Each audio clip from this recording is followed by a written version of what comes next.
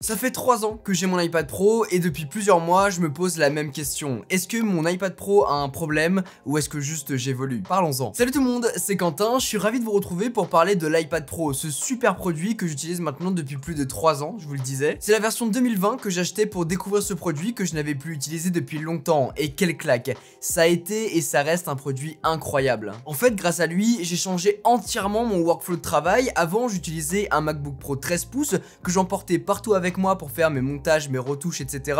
Quand j'étais à la maison, je le branchais sur l'ordi et à côté, j'utilisais juste en le dépliant. Et quand il a commencé à faillir, j'ai compris à ce moment donné qu'il fallait que je sois plus grand pour avoir un PC plus puissant, plus important, pour que je puisse bosser sur mes productions en studio. Et c'est là que je suis parti sur le Mac Pro d'Apple. Mais à côté, en déplacement, j'aurais besoin d'un produit versatile pour faire tout le reste. Et l'iPad Pro est alors apparu comme une évidence. Pour moi, l'iPad Pro reste le produit le plus grand public qui existe, sur lequel n'importe qui pourra faire ce qui lui plaît, de la navigation web, aux jeux, aux réseaux sociaux ou au visionnage sur YouTube et les plateformes de streaming. C'est un outil tellement puissant et efficace que ses limites ne sont pas atteignables, d'autant plus sur une version pro. Et même si la mienne date de 2020, je l'ai pas remplacée parce qu'elle fonctionne toujours incroyablement bien. Et je n'ai pas besoin d'une puce M2 à l'intérieur, ni d'avoir un écran calibré pour le cinéma. Son côté hyper pratique à emporter partout, le tout en un avec l'Apple Pencil et le Magic Keyboard pour décliner la tablette vers un transformable très efficace, c'est ça que j'adore. Et en vrai, je passe ma vie dessus. Que ce soit pour regarder du contenu dessus quand je suis en vadrouille, bien quand je suis dans le lit, ou bien pour pouvoir faire mes petites retouches Lightroom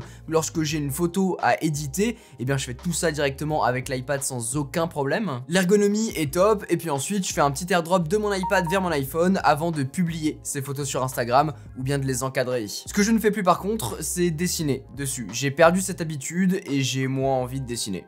Voilà, ça arrive. De même pour les montages, j'en avais fait avec l'application Adobe Rush, mais j'ai très vite trouvé les limites et le côté moins pratique, surtout à utiliser sur un iPad. Bien sûr, c'est toujours faisable, sur un iPad, il y a plein d'applications qui existent et qui viennent s'enrichir pour ça, mais je sais pas, je suis pas trop à l'aise, c'est moins pratique de manière générale, et je me sépare de beaucoup trop de fonctionnalités indispensables pour moi aujourd'hui dans la façon dont je travaille. Finalement, j'ai besoin d'avoir Adobe Premiere Pro sur l'outil que j'utilise en déplacement, ce qui n'est pas le cas de l'iPad Pro qui tourne toujours sur iPadOS. Et c'est ça, je pense, le problème de l'iPad Pro aujourd'hui, ou tout du moins ses limitations. En se voulant de plus en plus professionnel en ajoutant un écran Liquid Retina XDR puis une puce M2 à l'intérieur, on est clairement sur un avion de chasse qui vole sans radar. Aussi bien sur iPadOS, ce n'est pour moi plus un système d'exploitation viable pour le monde pro qui a besoin d'étendre les capacités de cet iPad pour aller plus loin. Sur les iPad mini, iPad Air, il faut le conserver pour son ergonomie, sa praticité. Pour les pros, il faut changer. Est-ce que j'ai remplacé mon MacBook Pro 13 pouces par un iPad Pro pour y revenir 3 ans plus tard?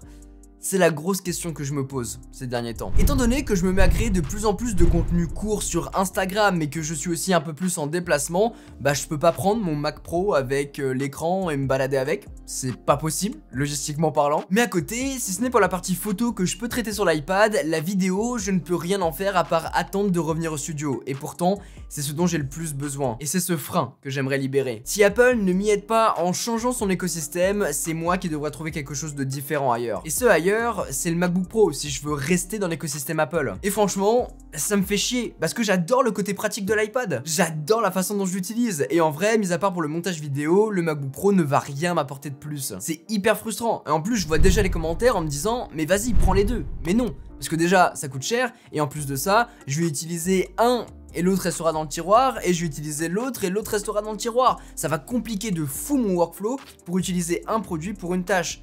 Et ça, je ne veux pas. C'est plus compliqué et une perte de temps, de manière générale. Je vais pouvoir être efficace. N'hésitez pas à me dire ce que vous en pensez en commentaire. C'est une vraie question que je me pose sur l'iPad depuis ces derniers temps. Ils étoffent avec une nouvelle version chaque année pour au final avoir un OS qui reste inchangé, mis à part 2-3 fonctionnalités, mais ça le bride vachement. Et à côté, ça complexifie mon choix parce que même si j'ai envie de faire évoluer éventuellement mon iPad, parce que je veux garder ce format là, je ne peux pas puisqu'à côté j'aurai exactement la même chose, en plus puissant, mais on s'en fout, il est déjà très bien.